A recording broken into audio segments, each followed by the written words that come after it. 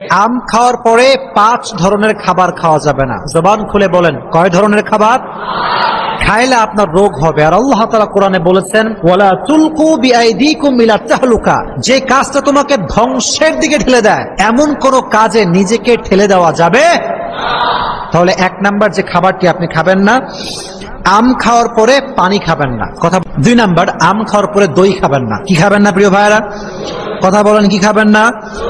কারণ দই খেলে মেডিকেল সায়েন্স বলছে আমের পরে, আম খাওয়ার পরে কেউ যদি দই খায় তার অ্যালার্জির প্রবলেম হতে পারে। কিসের প্রবলেম হতে পারে? 1 নাম্বার, আম খাওয়ার পরে করলা খাবেন না। কথা বলেন, কি খাবেন না? করলা খাবেন না। করলা খেলে মেডিকেল সায়েন্স বলছে যে ব্যক্তি আম খাওয়ার পরে করলা খায় তার বমি হয় বেশি। 4 নাম্বার, আপনি যে কাজটি করবেন না সেটি হচ্ছে আম খাওয়ার পরে ঝালযুক্ত কিংবা মশলাযুক্ত কোনো খাবার খাবেন না।